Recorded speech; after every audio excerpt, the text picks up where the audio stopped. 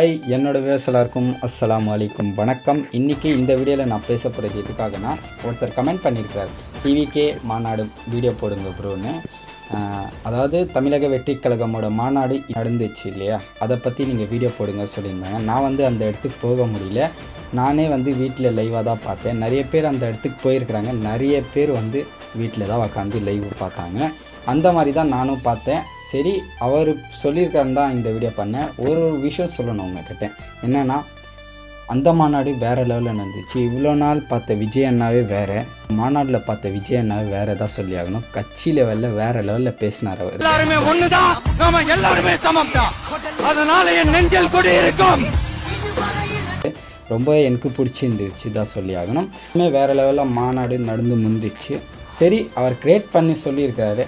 அவருக்காக இந்த நியூஸ் சேனல்லேருந்து கொஞ்சம், அந்த நியூஸ் சேனல்லேருந்து கொஞ்சம் எல்லாமே கலக்கி ஒரு சின்ன மேஷப் மாதிரி நான் ரெடி பண்ணியிருக்கிறேன். இது உங்கள் முன்னாடி. ஜெய் நடிகனா மாறினா, அந்த நடிகன் வெற்றி பெற்ற நடிகனா மாறினா, அந்த வெற்றி பெற்ற நடிகன் ஒரு பொறுப்புள்ள மனுஷனா மாறினா, அந்த பொறுப்புள்ள மனுஷன் அதுக்கப்புறம் ஒரு பொறுப்பான தலைவனா இல்ல தொண்டனா மாறினா.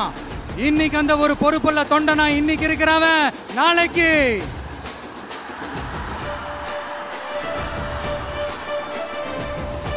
அதை நான் சொல்ல தேவையில்லைன்னு நினைக்கிறேன்.